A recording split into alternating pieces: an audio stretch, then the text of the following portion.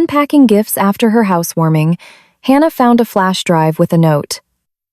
Watch this while your husband is at work, and you'll understand why he was in such a hurry to buy this condo. And as she played the video, welcome to the Twists of Fate channel. Before we begin, let us know in the comments where you're watching from. We're always curious. We hope you enjoy this fascinating story. Hannah was used to counting. Numbers were her language, clear, logical, leaving no room for double meanings. Debits equal credits. The balance sheet either reconciles or it doesn't. Life was more complicated, but Hannah tried to find the same clarity there. Be honest, don't deceive, take people at their word.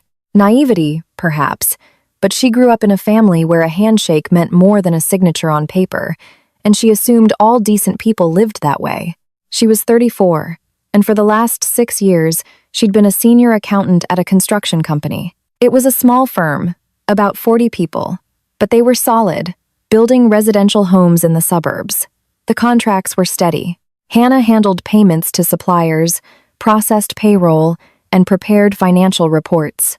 The job wasn't glamorous, but it was reliable, just like her. Her colleagues called her "Our Hannah" and brought her every question, from reconciling invoices to asking for advice on the best car loan. She never turned anyone away, patiently explaining, sketching diagrams on scrap paper. The only thing that truly got under her skin was when one of the foremen lost receipts and then pretended they never existed. Hannah lived in a one-bedroom apartment on the 4th floor of an old brick complex. The building was in an established neighborhood where the sidewalks were cracked and giant sycamore trees dropped their leaves every fall, blanketing everything. The apartment had been her grandma Beatrice's, a woman with a strong character who had lived within those walls for 42 years and died peacefully in her sleep at 83. Hannah remembered the scent of that apartment from her childhood, a mix of old books, lavender sachets, and the cinnamon apple pie her grandmother baked every September in a huge aluminum pan. After her grandmother's death, Hannah gave it a cosmetic update, fresh paint, new laminate flooring, a new sofa, but she kept the old china hutch with its crystal glasses and didn't touch the photos on the wall. Her grandparents in front of the ocean, her mom in her high school uniform, and a 5-year-old Hannah with ribbons in her hair at someone's birthday party. The apartment was small, maybe 600 square feet, with a tiny galley kitchen. But for Hannah, it was more than just real estate. It was a place where she was always welcome. She met Daniel at a colleague's birthday party. The man was celebrating his 40th at a bistro near the park. The place was packed with about 30 people, half of whom Hannah had never seen before. Daniel turned out to be the friend of someone's husband or brother. She never did figure it out. Tall and broad-shouldered, with a small scar on his chin that gave him a slightly rugged look, he sat down next to her toward the end of the evening, when the music got louder and the conversations more scattered. He asked what she did, and when Hannah said accountant, he didn't make a face or a joke like most men did. He just nodded and said, "A serious profession means you can be trusted with numbers." She smiled. He smiled back. That's how it started. Daniel was a sales manager at a car dealership. He was 37 and knew how to make an impression. Hannah figured that out quickly. He always knew what to say.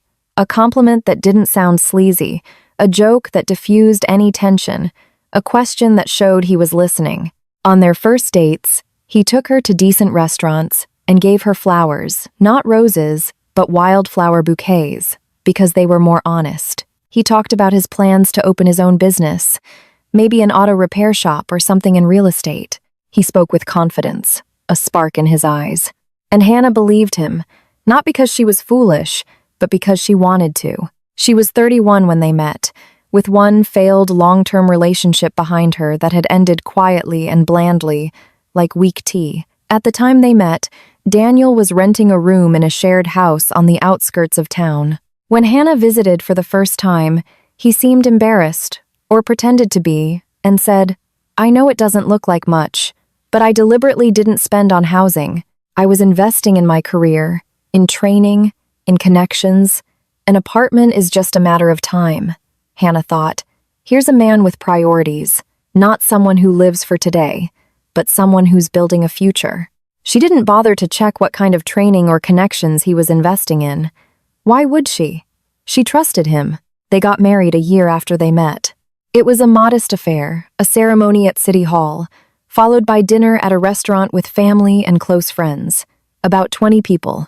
Hannah wore a cream-colored dress she had spent a week picking out with her mom. Her mother, Valerie, was reserved about her new son-in-law. It wasn't that she disliked him.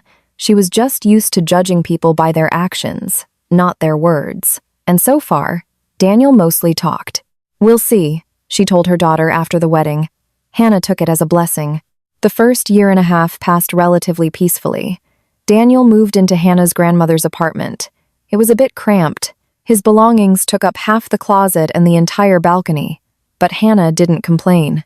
They had dinner together in the evenings and sometimes drove out to the countryside or went to the movies on weekends. Daniel earned a decent living. Managers at the dealership got a commission on sales, and in good months, it was substantial. But money never seemed to stick with him. He'd buy expensive sneakers, or invest in some project with the guys, or treat everyone at a bar because you have to maintain contacts. Hannah brought up a joint budget a few times, but Daniel would wave it off. "Don't worry, I've got it all under control." The conversation about a new apartment started subtly, like a light drizzle that slowly turns into a downpour. One evening, as they were lying on the sofa watching some show, Daniel said suddenly, "Imagine how great it would be to live in a proper two-bedroom, with a big kitchen and a balcony where you could drink coffee in the morning and look at trees instead of the wall of the next building." Hannah shrugged. "Well, someday, maybe." Daniel didn't push it, but a week later, he brought it up again, showing her listings for new developments on his phone, playing with mortgage calculators, and sketching a floor plan of their ideal apartment on a napkin. 2 weeks after that, he got specific. "Listen, what if we sell your one bedroom? It's in an old building. It's going to lose value soon. Right now, we could get good money for it and buy a decent place." Hannah hesitated. She was attached to her grandmother's apartment, not to the walls or the pipes, but to the memories that lived in every corner. The smell of apple pie, the creak of the floorboard by the kitchen door, the view of the old courtyard with its sycamore trees. She tried to explain this to Daniel, but he looked at her as if she'd said something absurd. "Hannah, it's an apartment, not a museum. Your grandmother would have wanted you to live well, not cling to old walls. We're a family. We need space. What if we have a baby? Where would we put him in this one room?" The baby argument hit its mark. Hannah wanted children, and the thought of being cramped in a one-bedroom with an infant was a reasonable concern, but there was still the question of the down payment. Her one bedroom was worth about $350,000, and a decent two-bedroom was at least $500,000. Daniel answered immediately, without a second's thought. "I have savings. I can definitely pull together $80,000, maybe a little more. I haven't been working all these years for nothing." Hannah wanted to ask which account that money was in and why she'd never heard about it, but she kept quiet. To ask would be to show distrust, and distrusting her husband, in her mind, was the beginning of the end. There were moments when her inner voice tried to stop her. One evening, as Daniel once again laid out printouts of apartment options, Hannah said, "Wait, I need to think. This is a big decision, and I don't want to rush." Daniel put the papers down and fell silent. Suddenly, his expression changed. Not anger, no, something worse, disappointment. He said quietly, "I thought you trusted me. I thought we were a team. But you're looking at me like I'm trying to cheat you. Maybe you don't even want a husband. Maybe you're cozier here with your grandmother's dishes than with me." Hannah felt a pang of guilt. She imagined how she must look from the outside, a woman clinging to an old apartment, not trusting her own husband. And she gave in. "Okay," she said, "let's try." Daniel immediately brightened up, hugged her, kissed the top of her head, and said, "You won't regret it. You'll see. It'll be our home. A real one." The apartment sold quickly. A realtor found a buyer in 2 weeks, an elderly couple looking for a place for their college student granddaughter. $350,000. As Hannah signed the papers at the title company's office, she felt something inside her tighten, not painfully, but noticeably, as if a thread connecting her to the past was snapping. She walked through the empty apartment one last time, stood by the window looking at the sycamores, then closed the door and handed over the keys. They found a new 2-bedroom condo in a new development, a fresh building, 10th floor, with a view of a park. $500,000 even. Daniel insisted they put it in both their names. We both contributed. It's only fair. Hannah didn't object. It even seemed right to her. A family is a family. What was really happening at that moment, she would only find out much later. The $80,000 Daniel supposedly had in savings was borrowed from an old friend, Steve, who he used to work with at another dealership. Daniel promised to pay him back in a couple of months, after he closed a deal. Steve believed him, or pretended to, because it wasn't his last dollar, and he and Daniel had been friends for a long time. But the main thing wasn't the $80,000. The main thing was why Daniel needed a new condo in both their names. Her name was Jessica, 29 years old, a receptionist at the fitness club in the shopping center across from Daniel's dealership. Long dark hair, glittery manicure, the latest model phone in a case with a kitten on it. They had met about a year ago. Daniel had stopped by the club to check out memberships and left with her phone number. At first, it was just meetings after work, coffee, walks, small talk. Then came dinners at restaurants, which Daniel paid for with the kind of generosity only men spending someone else's money can muster. Then came everything else. Jessica was the type of person who knew exactly what she wanted, but didn't like to pay for it with her own effort. She wanted the good life. Vacations, restaurants, clothes from stores she used to walk past without looking in. She liked Daniel not for himself, but as a tool to get that life. It was Jessica who, one evening, lying next to him in a rented apartment they sometimes used for a few hours, said, "Listen, why do you even need this life? A wife who counts every penny. That pathetic little apartment. Sell everything, get a loan, and let's leave. We'll start fresh, just the two of us." Daniel didn't answer right away, but the idea took root. He started calculating not like Hannah, carefully and by the book, but broadly, approximately, the way people do when they've already made a decision and are just looking for a justification. Sell Hannah's 1-bedroom, buy a bigger place in both their names, then take out a home equity loan against it, and leave. Jessica was right. Why did he need this life? To execute the plan, he needed one thing: Hannah's consent to use the condo as collateral, or something that could pass for it. Daniel found a way. A friend of a friend put him in touch with a shady lawyer who, for a certain sum, was willing to draft a document without the second owner's presence. The lawyer didn't ask too many questions. He had his own debts and his own reasons not to be too scrupulous. Everything was planned. A home equity loan for $300,000, maybe more. Transfer the money to an account, withdraw it in cash increments, get on a flight, head south, rent a place, get settled, and then maybe go further. Daniel didn't plan too far ahead. He was never good at long-term thinking, only fast, only now, only what was right in front of him. Hannah had long ago faded into the background for him, convenient, familiar, and necessary only up to a certain point. That point was approaching. The condo was purchased. Renovations were done in a month by a crew Daniel found. Hannah chose the paint and tiles. He picked the flooring and doors. In the evenings, they'd sit on overturned buckets in the middle of an empty room, drinking tea from a thermos and discussing where to put the sofa. Hannah was happy. She looked at the fresh walls, the wide windows, the view from the 10th floor, the park's trees, the rooftops, a sliver of the river in the distance, and thought, this is it, finally. Our own home. A real family, maybe a baby soon. Daniel smiled too, but he was thinking of something else. He had already applied for the loan and was waiting for approval. Time was running out. He had to get it done before Hannah started asking questions. And she would. She was an accountant, after all. Sooner or later, the numbers wouldn't add up, and then it would all be over. That's why he had to hurry. Daniel suggested they have a housewarming party the following Saturday. Hannah was delighted. She invited her mom, her friends, a couple of colleagues. Daniel invited his, including several people from the dealership. Everything was going according to plan. His plan. Nancy Crawford had been working in the car dealership's accounting department for 5 years. She came here after her divorce when she urgently needed a stable job with a normal schedule. Her son, Kevin, was 11 at the time, and she couldn't leave him home alone late into the evening. The job turned out to be decent average pay, but no overtime.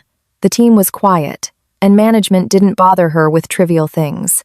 Nancy handled the initial bookkeeping, reconciled invoices from parts suppliers, and prepared monthly reports for the director. The work didn't require heroics, just accuracy, and Nancy had no problem with that. Outwardly, she was unremarkable. Medium height, brown hair pulled back in a ponytail, thin-framed glasses she constantly adjusted when she was thinking. She dressed simply: dark pants, light-colored blouses, low-heeled shoes. Her voice was quiet, and in groups, she usually kept to herself, listening to others. Her colleagues treated her well. They weren't close friends, but they didn't avoid her either. Nancy was just one of those people you don't notice at first. But then you realize that without them, everything would fall apart. It was she who remembered when a supplier's contract was about to expire. It was she who noticed the mistake on an invoice that everyone else had missed. She and Daniel Belov barely interacted. The sales managers worked in the showroom. The accounting department was in a back office behind the parts warehouse. Sometimes Nancy would see him in the hallway or the break room. He'd walk by, nod, maybe toss out a generic phrase like, "Hey, accounting, counting the money?" and keep walking.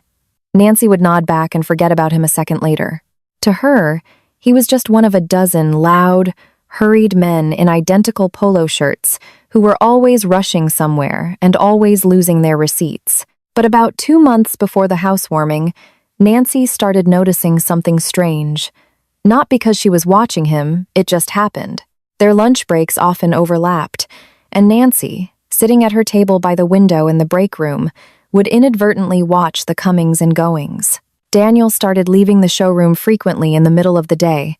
Not for a smoke he didn't smoke, Nancy knew that. He would go out to the parking lot, get in his car, and talk on the phone. For a long time, 15 or 20 minutes. He'd come back looking a little agitated, with red splotches on his neck, the kind people get when they're nervous or angry. Once, about 3 weeks before the housewarming, Nancy was waiting outside the director's office for the secretary to find a file. Daniel was standing at the end of the hall with his back to her, talking on the phone.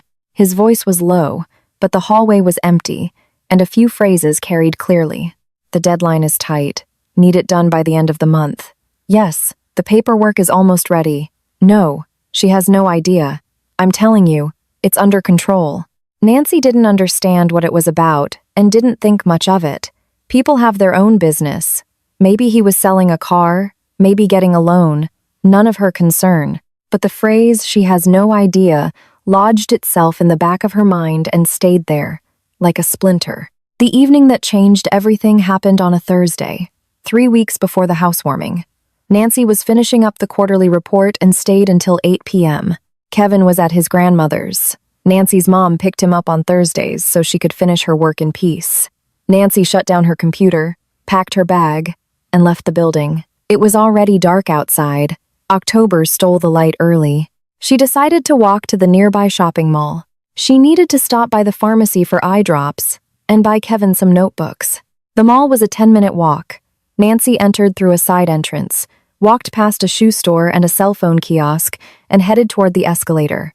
The pharmacy was on the second floor, but on the way, she slowed down near a cafe on the ground floor, a small place with wooden tables and warm lighting, the kind that serves decent coffee and homemade pastries. Nancy sometimes came here with Kevin on Saturdays. She was just glancing at the window when she stopped. Daniel was sitting at a table by the window. Nancy recognized him immediately by his build, his distinctive haircut, the leather jacket he wore all fall. But the woman with him was not his wife. Sitting next to him was a young woman with long, dark hair, bright lipstick, and a tight dress. They were sitting close, so close their knees were touching under the table. The woman was saying something, leaning in, and Daniel was listening with an expression Nancy had never seen on him, soft, relaxed, almost tender. Then the woman placed her hand on his, and he covered her fingers with his own. A minute later, he leaned in and kissed her a short, light, familiar kiss, the kind you give someone you've kissed many times before. Nancy stood frozen by the cafe window. Her heart was beating faster than usual, though she didn't understand why. It wasn't her husband, not her problem. But there was something about the scene that wouldn't let her just turn and walk away. Maybe it was because 6 months ago, at the company holiday party, Nancy had seen Daniel with his wife. Hannah had come in a blue dress, holding her husband's arm and smiling quietly, a little shyly, like someone not used to loud parties but trying her best. Nancy had thought then, "She seems like a nice woman, calm, the kind you wouldn't want to hurt." And now that same man was sitting with another woman, kissing her hand. Nancy took out her phone. Her hands were trembling slightly, not from the cold, but from the feeling that she was doing something forbidden, something she shouldn't be doing. She took 3 photos through the glass window. The first showed both of them in profile. The second showed their intertwined hands on the table. The third captured the moment Daniel leaned in toward the woman. The quality wasn't perfect. The glass had a glare, and the lighting inside was soft, but their faces were recognizable. Nancy put her phone away, turned, and walked quickly to the pharmacy. She bought the eye drops on autopilot, standing at the counter thinking about anything but medicine.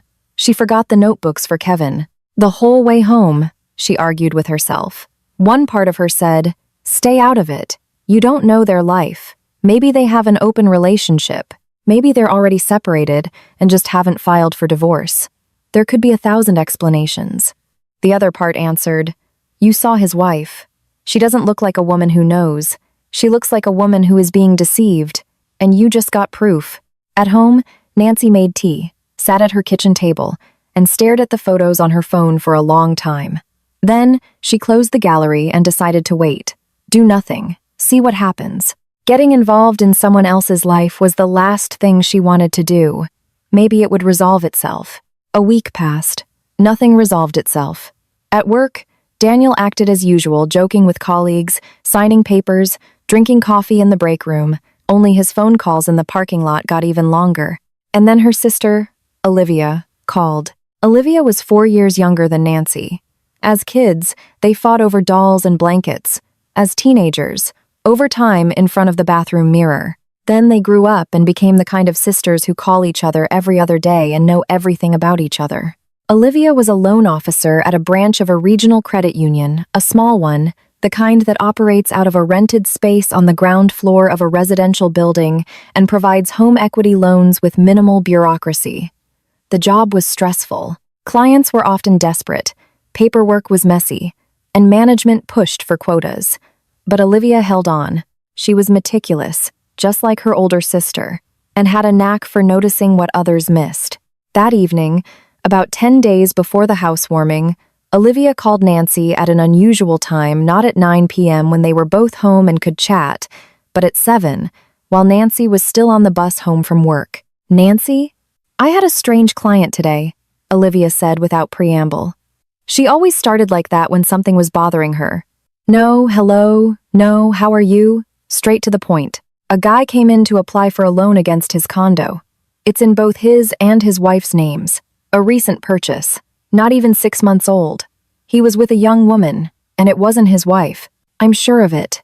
The wife's name on the documents is Hannah, but this was someone else, constantly whispering in his ear. He was super nervous, rushing me, asking if the process could be expedited, and kept checking his phone. I let him step into the hall to make a call, and the door was ajar. And I hear him say, "The main thing is to get it done before she gets back. The money will transfer immediately, and we can leave." No, she doesn't know anything. It's all under control. Nancy, sitting by the bus window, sat up so straight that the person next to her glanced over. "Wait," she said. "Describe him." Tall, dark hair, a sharp-featured face, and a scar on his chin. Small, but noticeable. Nancy pressed the phone to her ear. The bus engine hummed. Someone behind her was talking loudly, but she heard nothing but her sister's voice. "Olivia, that's my colleague, Daniel Belov. I saw him with that woman in a cafe 2 weeks ago. He's married. His wife's name is Hannah." There was silence on the other end of the line. Then Olivia let out a quiet breath. Oh, hell. Nancy got off the bus 2 stops early, called her sister back from a bench near her apartment building, and recounted everything. The holiday party, Hannah in the blue dress, the evening at the mall, the photos. In return, Olivia shared more details. The notarized spousal consent form for the loan looked suspicious, unusual phrasing, like it was done in a hurry. She had asked for a day to verify it, which made Daniel even more nervous, but he had no choice. He wants to get the loan and run, Olivia said. It's obvious. His wife knows nothing about the loan or this other woman. He'll put a lien on the condo, get the money, and disappear. And his wife will be left with the debt and no home. So what do we do? Nancy asked. They discussed it for 2 hours. Nancy got home, fed Kevin dinner, checked his homework, and put him to bed. And all the while, options churned in her head, each one more awkward than the last. The first thought was the most direct. Go to Hannah and tell her everything. But Nancy immediately dismissed it. She doesn't know me.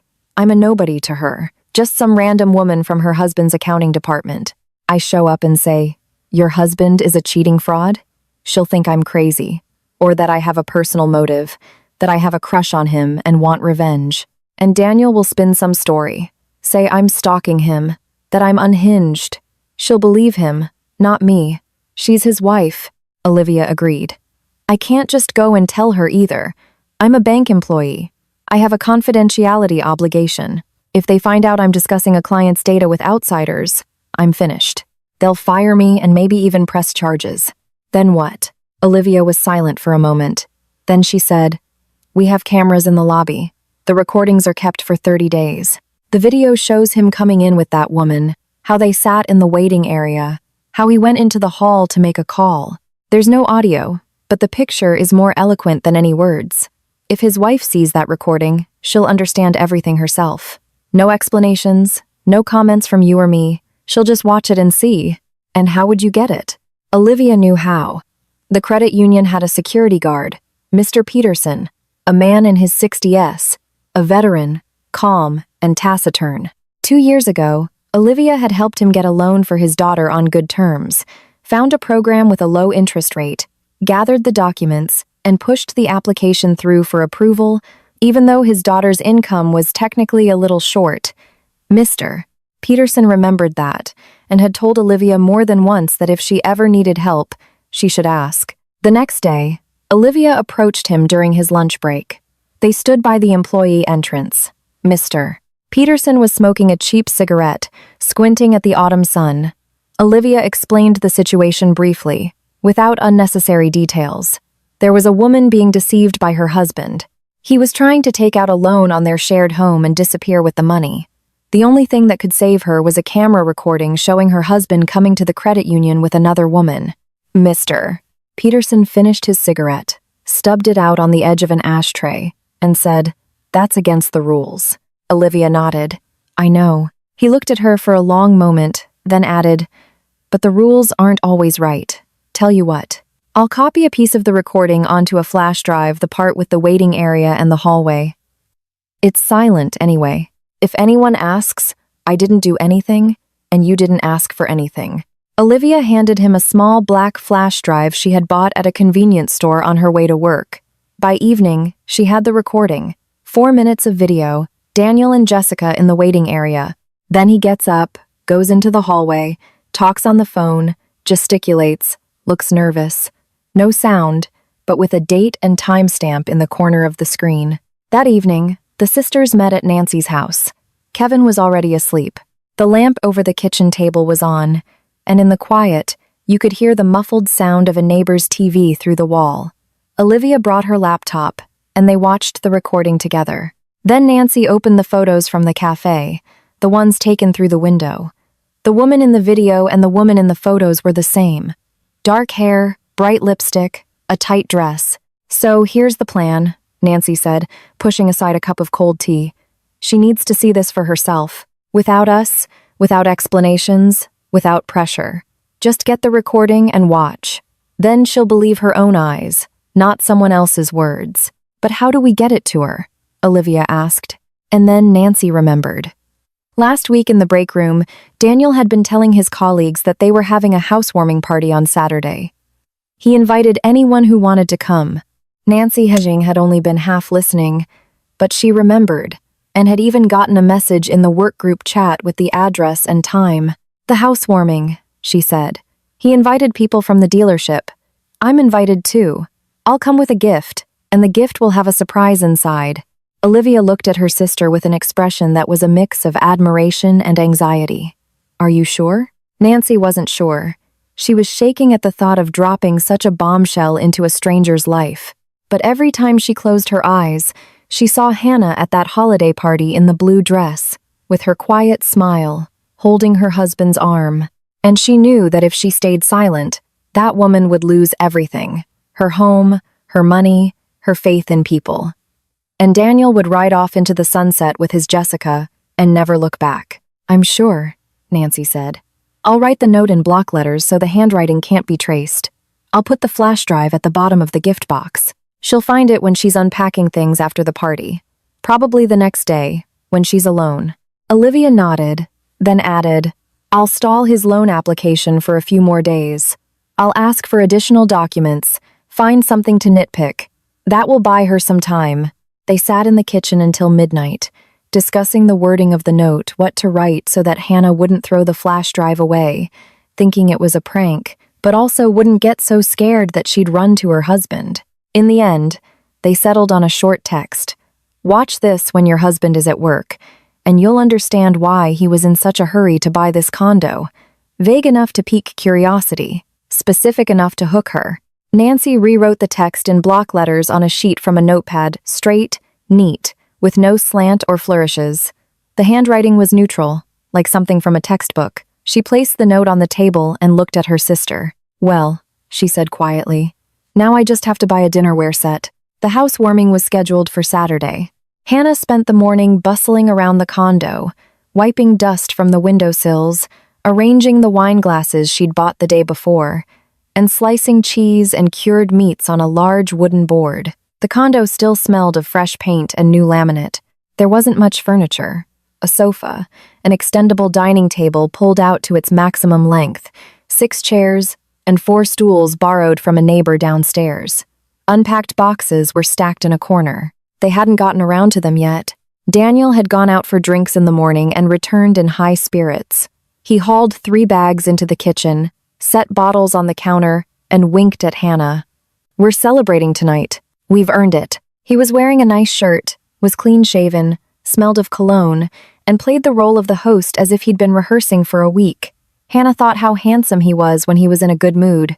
Guests started arriving around 6. First came Hannah's mother, Valerie, with a pie wrapped in foil and an expression that said, I'm just here to observe.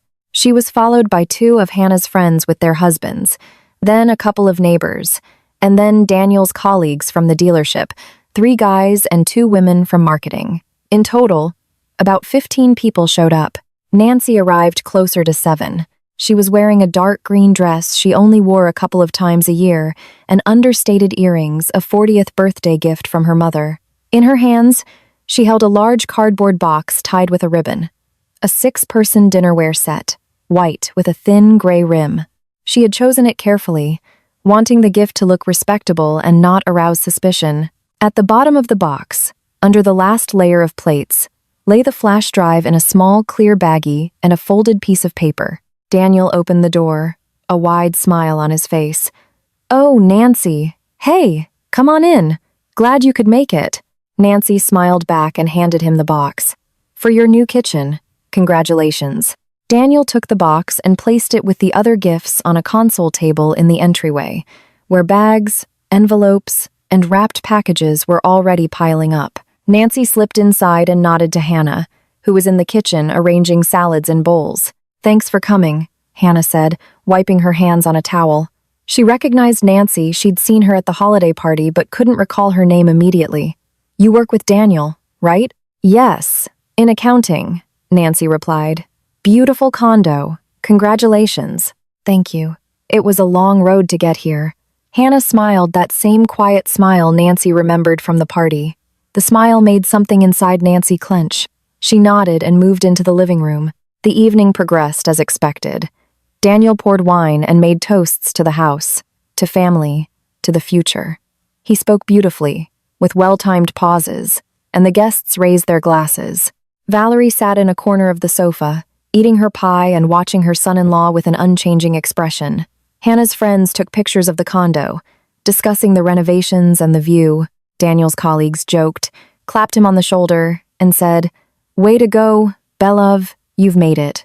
Nancy kept to herself, drank a glass of white wine, chatted with one of Hannah's friends about grocery prices, and complimented a salad. She tried not to look at Daniel, afraid her face would give her away. A couple of times, she caught his eye, a fleeting, meaningless glance.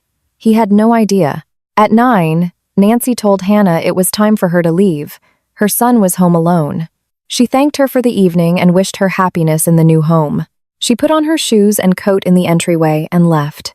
On the landing, she paused for a second, leaned her back against the wall, and closed her eyes. Her heart was pounding so hard it throbbed in her temples. Then she exhaled, went downstairs, and walked to the bus stop. At home, she called Olivia and said one word, "Done." Olivia replied, "Okay, now we wait." They didn't have to wait long. On Sunday morning, Hannah woke up around 9. Her head was a little fuzzy from the wine. Her throat was dry. Outside, a fine autumn rain was falling, streaking down the glass and making the view look blurry, like a watercolor painting. The space next to her in bed was empty. A note lay on the kitchen counter. Popped into the dealership. Back by lunch. D. Sunday, and he was at work. But Hannah had stopped being surprised by that long ago. She made herself instant coffee from a large jar they hadn't gotten around to buying a proper coffee maker yet. She stood by the window with her mug, looking at the wet rooftops, the park below, the empty playground. The condo looked like it had been hit by a minor disaster. Dirty plates in the sink, glasses on the table, crumpled napkins, empty bottles in a bag by the door, and on the console table in the entryway, a mountain of gifts. Hannah finished her coffee and started sorting through them. 3 envelopes with cash, she counted it carefully and put it in her purse. 2 sets of new bedding, still in their plastic. A tall, expensive-looking glass vase, a set of towels. Then she got to the box of dishes, the one tied with a ribbon. She untied it and opened the lid. On top were plates, carefully separated by bubble wrap. Hannah took one out and turned it over in her hands. They were beautiful. Simple, white with a gray rim. She started taking out the rest, and at the bottom of the box, she saw a small, clear baggie. Inside was a black flash drive, and next to it, a folded piece of paper. Hannah put a plate on the table, wiped her hands on her sweatpants, and unfolded the note. Neat, block letters, no slant, no signature. Watch this when your husband is at work, and you'll understand why he was in such a hurry to buy this condo. Her first reaction was bewilderment. Hannah reread the note, turned the paper over blank. She looked at the flash drive, rolled it between her fingers. A prank, she thought. One of the guests decided to play a joke, but the joke would have been different funny, not like this. These words didn't feel like a joke. They felt like a warning. Hannah was about to throw the note in the trash. She reached out her hand, then stopped. The word hurry snagged on something inside her, like a hook on fabric, because Daniel really had been in a hurry. She remembered how nervous he was when the closing was delayed by 3 days because of a long weekend, how he called the realtor 4 times a day, how he had said, "We need to sign today. The price might go up tomorrow," even though she, an accountant, knew that condo prices don't change overnight. At the time, she had chalked it up to his impatient nature. But now, these letters on the paper brought to light the anxiety she had been suppressing for months. Hannah sat down on the sofa, opened her laptop, and inserted the flash drive. One file, video format, 4 minutes and 12 seconds long. She clicked play. A black and white image, a date and time stamp in the bottom right corner, a long lobby with rows of chairs along the wall and teller windows, people coming and going. The camera was stationary, the angle wide, and there, among the people, was Daniel. She recognized him instantly, his walk, his posture, the jacket she had bought him for his birthday. Walking beside him was a woman young, dark-haired, in a form-fitting dress. They sat down in the waiting area. The woman leaned toward him and said something. He nodded. She put her hand on his knee. He didn't move it. Hannah watched without blinking. Her breathing became shallow, as if the air had suddenly turned thick and wouldn't enter her lungs. In the background, behind the people in the waiting area, she could see a counter with a sign. The camera caught it at an angle, but the words were legible. Regional Credit Union. Home Equity Loans. Hannah read the words and felt something inside her snap. This wasn't a normal bank. It was the exact company whose business card was in Daniel's desk drawer. He had come here, with another woman, to get a loan. Against their condo. At the 2-minute mark, Daniel stood up and left the lobby. A camera in the hallway captured him standing against the wall, on his phone. He was talking fast, gesturing with one hand, rubbing his forehead with the other. There was no sound, but Hannah knew that expression. She'd seen it dozens of times. He looked like that when he was working an angle. Jaw tight, eyes darting, red splotches on his neck. She had seen it when he was persuading her to sell her apartment, when he was rushing her to sign documents, when he was explaining where he got the money for the down payment. The video ended. The screen went black. Hannah sat on the sofa, the laptop on her knees, her fingers frozen on the trackpad. The rain was still falling outside. In the kitchen, the faucet dripped a steady, rhythmic sound, like a metronome. She rewound the video and watched it again. And again. On the third viewing, she noticed the date in the corner of the screen. October 20th, Wednesday, 3:40 p.m. October 20th. She remembered that day. That was the day Daniel had called at 6 p.m. and said he'd be late a meeting with a client. Don't wait up for dinner. She had made pasta, eaten alone in front of the TV, and thought, it's okay, these things happen. And all the while, he was at a credit union with another woman, getting a loan against their home. Hannah closed the laptop, set it on the sofa, stood up, and walked to the kitchen.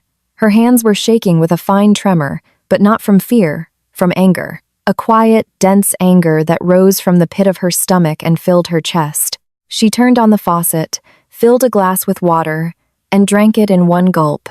Then she opened the top drawer of the dresser where Daniel kept his papers. There, among business cards, receipts, and junk mail, she found what she was looking for: printouts of loan terms, interest rates, payment schedules, amounts, and a business card. Regional Credit Union, a phone number, an address. Hannah took photos of everything with her phone. Then she pulled the folder with the condo documents from the closet, the one with the purchase agreement, the title, the deed. Everything was there. She put the folder in her bag, along with the laptop and her phone. Then she dialed Megan's number. Megan Telnova had been her friend since college. They had studied economics together, but Hannah went into accounting while Megan went to law school. Now, Megan had a private practice focusing on civil cases, divorces, property division, disputes with developers. She picked up on the second ring. Megan, I need your help, Hannah said. Her voice was steady, but Megan had known her for 12 years and immediately heard what was behind that steadiness. What happened? I think I just found out why my husband was in such a hurry to buy our condo. Can you see me today? Come over right now. You remember the address? Hannah remembered. She turned off the lights in the condo, locked the door with both locks, walked down the stairs, and stepped out into the rain. She had forgotten her umbrella, but it didn't matter. She needed to move fast, precisely, without stopping, like numbers in a balance sheet that either reconcile or they don't. And here, nothing was reconciling, and Hannah was going to find out why. Megan lived a 10-minute taxi ride away in an old brick building with high ceilings and a creaky elevator. She opened the door wearing sweatpants and a sweater, looked silently at a drenched Hannah, and stepped aside. Come in. The kettle's on. They sat in the kitchen. Megan got 2 mugs, poured tea, and placed a towel in front of Hannah for her hair. Hannah didn't touch it. She opened her bag, took out the laptop, played the video, and turned the screen toward her friend. Megan watched in silence, not interrupting. Then Hannah laid out the printouts from Daniel's drawer, the credit union's business card, and the note in block letters. Megan picked up the business card, turned it over in her fingers, set it down, looked at the printouts, and then at Hannah. Tell me everything. From the beginning, how you sold the apartment, the terms of the new purchase, who contributed what. Hannah told her about her grandmother's 1-bedroom for $350,000, about the $80,000 Daniel supposedly added from his savings, about putting the title in both their names, about how he had rushed her to sign. Megan listened, taking notes in a legal pad, a habit from her courtroom days, and occasionally asked short, clarifying questions. The inheritance from your grandmother, was it before the marriage? Yes, 2 years before. His contribution, is it documented anywhere? No, he said it was cash. I didn't ask where it came from. Megan put down her pen and sat up straight. Listen carefully. The condo is titled in both your names. That's a fact. To use it as collateral for a loan, he needs your notarized consent. Without it, no lender will accept the property as collateral. It's a mandatory requirement. He could try to get a loan against his share only, but that's not a good deal for the lender. Half a property with a co-owner is not something they're interested in. So, if he wants serious money, he needs to pledge the entire property. And for that, he needs your signature, or something that passes for your signature. Hannah felt her fingers go cold. You think he could have forged it? I'm not thinking anything yet. I'm going to check. First thing tomorrow morning. At 9 a.m. on Monday, Megan was at the county recorder's office.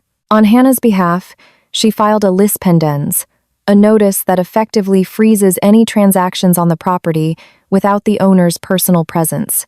It's a standard procedure that doesn't require a court order, just a signed application and ID. From that moment on, any attempt to sell, gift, or use the condo as collateral was blocked until Hannah appeared in person to confirm her consent. At the same time, Megan called a lawyer she knew not, the one whose name might be on the suspicious document, but a trusted one she worked with on inheritance cases. She asked him to unofficially check the state bar and notary records to see if a consent form had been filed in Hannah's name for a loan on that specific property. The answer came back in 2 hours. Yes, it was filed. November 10th, notarized by a Mr. Collins, a local attorney. Consent for a loan against the entire property in favor of the credit union.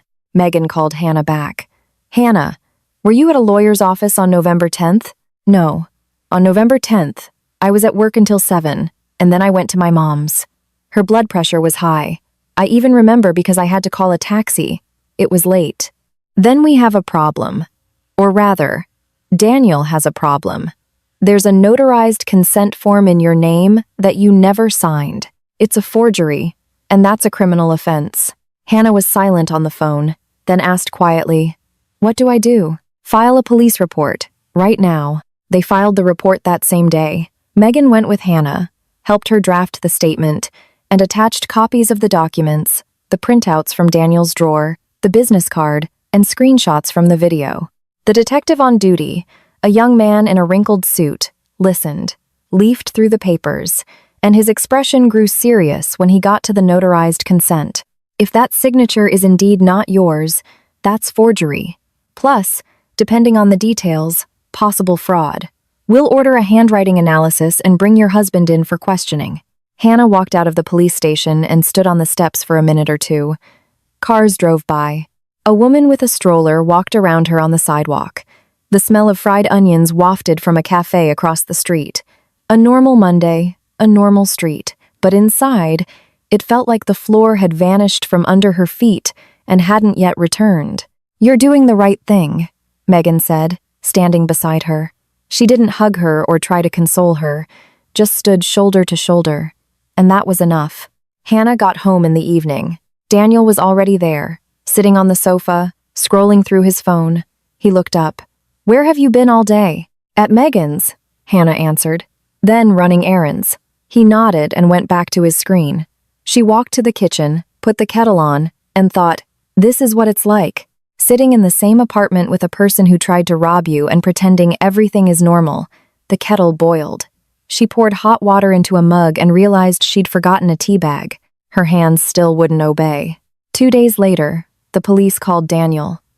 Hannah was at work and didn't see his face. But that evening when she got home, he met her in the entryway, pale, with dark circles under his eyes. The police called me. They want me to come in for questioning. Do you know anything about this? Hannah set her bag on the floor, took off her coat, hung it on a hook, and looked him straight in the eye. Yes, I do.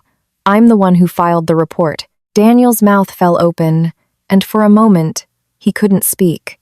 Then he tried, Hannah, what are you talking about? What report? This is some kind of misunderstanding.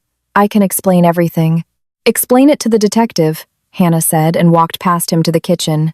He followed her, talking fast, stumbling over his words, saying it was a mistake, that he was set up, that he had no idea about any notarized consent. Hannah silently turned on the kettle, got a mug, put a tea bag in it. Daniel raised his voice. "Do you have any idea what you're doing? You're destroying our family." Hannah turned to him and said quietly, evenly, in the same voice she used to read figures at meetings, "You destroyed our family. I just filed the paperwork." He fell silent, looking at her as if seeing her for the first time. Then he turned and went into the other room. Half an hour later, the front door slammed. Daniel left, came back late, and slept on the sofa. They didn't speak again. The questioning took place 3 days later. Daniel tried to deny everything, knowing Jessica, the visit to the credit union, the notarized consent. But the handwriting analysis came back quickly. The expert definitively confirmed that the signature on the consent form did not belong to Hannah. The detective presented the findings, and Daniel crumbled. He started contradicting himself, changing his story, blaming unknown third parties. Mr. Collins, the lawyer, folded even faster. When he was brought in for a chat and it was hinted that he was facing charges of accessory to fraud and forgery, he turned pale and asked for time to think. The next day, he gave a full statement. Daniel Belov had approached him through a mutual acquaintance and paid him $5,000 in cash to draft a notarized consent without the second owner's presence. Collins knew it was illegal but agreed because he had debts, and the money seemed easy. Jessica was even easier to find. She maintained her social media with the enthusiasm of someone who doesn't realize that a digital footprint is evidence. Photos with Daniel in restaurants, faces cropped, but identifiable by clothing and location. Messenger chats she hadn't deleted, discussing their impending move and a new life down south. And the cherry on top, a screenshot of a rental listing for a 2-bedroom apartment with an ocean view, which she had sent to Daniel with the caption, "Look at this one. It's perfect for us." Daniel was charged with 2 felonies, fraud and forgery. Jessica was charged as an accomplice. The investigation established that she was aware of the scheme and had actively participated in its planning. Mr. Collins lost his license to practice law and received a suspended sentence. Hannah filed for divorce at the same time as the criminal case was proceeding. Megan represented her in court. The property division was swift. Megan presented evidence that the primary funds for the condo purchase, $350,000, came from the sale of Hannah's premarital property, inherited from her grandmother. Daniel's contribution of $80,000 was proven to be a loan from his friend, which Steve himself confirmed when called as a witness. The court divided the property in a 90-10th split in Hannah's favor. Effectively, she got full ownership. After the court proceedings, Hannah returned to the condo alone. Daniel had already moved out by then, taking his things while she was at work and leaving the keys on the kitchen counter. No note, no explanation. Just the keys and an empty hanger in the closet. The first evening in the empty condo was strange. Hannah sat on the sofa they had chosen together, looked at the walls they had painted together, and tried to identify what she was feeling. Not pain, that would come later, at night, when she couldn't sleep. Not relief. It was too soon for that. It was more like the silence after a thunderstorm. The thunder has stopped, and you're standing on wet ground, listening to the last drops fall from the roof. A month later, Hannah rearranged the furniture. She moved the sofa to the opposite wall, got rid of the extendable table, and bought a simple, round one made of light wood. She hung new curtains, linen, beige, which let the morning light filter in softly. She put a bookshelf in the corner and filled it with books that had been in boxes for years. The mystery novels her grandmother loved, economics textbooks from college, and a few new novels she'd bought on her way home from work. On the windowsill, she placed a geranium in a clay pot. Her grandmother had always kept flowers on the windowsill, and Hannah decided it was a tradition worth continuing. And then she started searching. Not for answers, she had enough of those. She was searching for the person who had left the flash drive in the box of dishes. She went through all the housewarming guests in her mind. Relatives were out. They didn't know about the credit union. Friends, too. They were far removed from the world of car dealerships and loans. That left Daniel's colleagues. And among them, one woman, who had come alone, brought a large box of dishes, and was one of the first to leave. It took Hannah a moment to find Nancy. She pictured the guests again and remembered. A quiet woman from the dealership's accounting department, a dark green dress, a big box of dishes, left early. Her name was Nancy. Hannah didn't know her last name, but she recalled Daniel once calling a colleague and saying, "Nancy Crawford from accounting," asking her to clarify something on a document. It meant nothing at the time, but now it surfaced, like something that had long been at the bottom rising to the top. She typed Nancy Crawford into a social media search bar, added the city, scrolled through a few profiles, and on the fourth one, she recognized the face. The same thin-framed glasses, the brown hair, the calm gaze. She wrote a short message. "Nancy, hello. This is Hannah, Daniel's ex-wife. I need to talk to you. If you're who I think you are, thank you. If not, I apologize for bothering you." Nancy read the message while sitting in her kitchen as Kevin did his homework in the next room. She read it 3 times. Then she called Olivia. She wrote to me. She knows it was me. Olivia was silent for a moment, then said, "Well, I guess it's time you two met properly." They met at that same cafe on the ground floor of the mall, the one where Nancy had first seen Daniel with Jessica. Olivia had suggested another place, but Nancy said, "No, it should be there. It's fitting." The 3 of them came, Hannah, Nancy, and Olivia.